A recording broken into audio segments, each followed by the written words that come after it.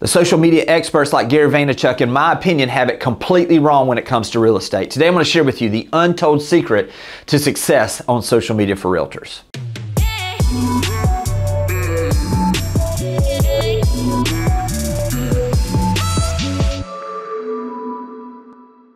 There's an ancient story that says if you chase two rabbits, you'll catch none. So what I want to do today is, when we're speaking about social media, is I want to talk to you about the biggest mistakes that I see real estate agents make in their pursuit of growing a social media following or adding value on social media. You see, all of the experts tell you that you need to be everywhere.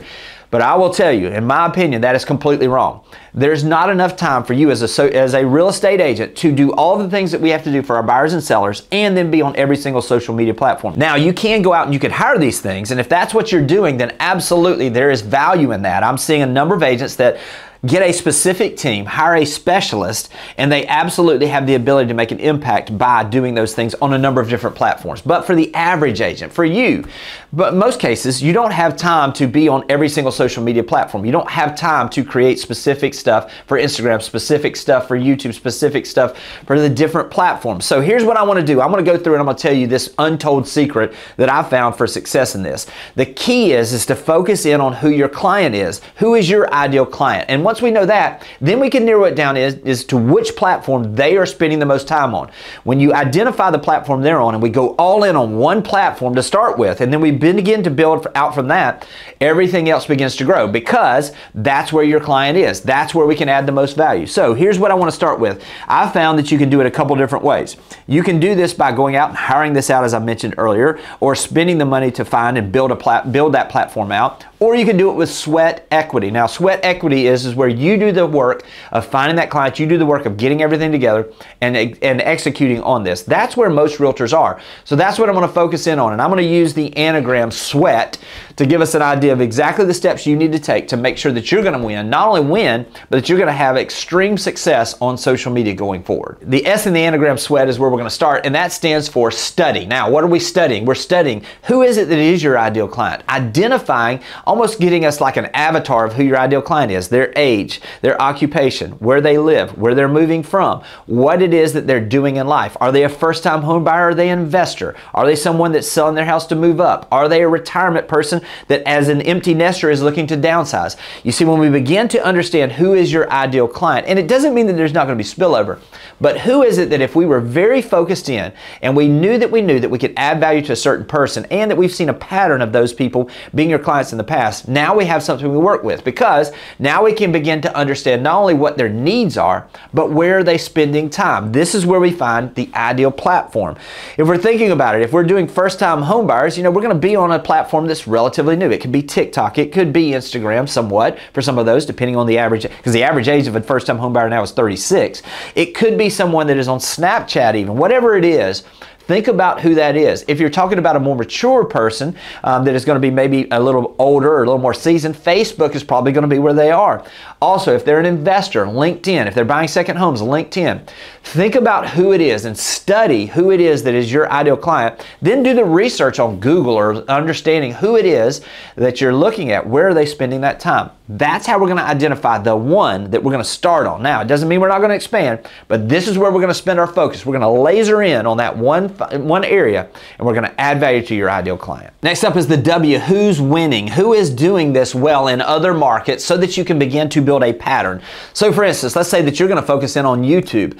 Who are some of the agents that you can go out and you can watch what they're doing in these other markets and learn from them and begin to build a pattern so that you can add value at the highest way? I've always said this. It took me 14 months to generate my first 100 subscribers on YouTube. Yet here we are. I've got Noah in here with me this morning, who sold almost $30 million in his first 30 months. And he's doing some things on YouTube that he's done in 3 months what took me 14 months. He's doing things that took me 3 years in 6 months. So what is it that you can do to learn from those other people? I didn't necessarily have those options.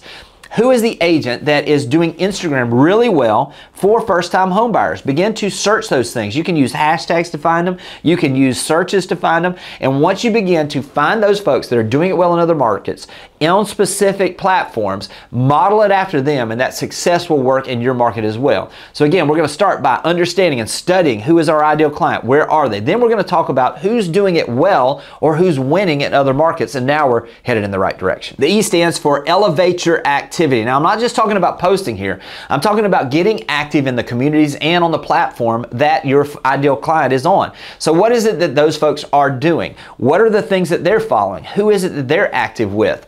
Are they active in, let's just use this as an example, if you're moving to a certain area and people are active on a Facebook, private Facebook group or a Facebook group that is talking about your area, become active on that area. When questions are asked, answer those questions about your area.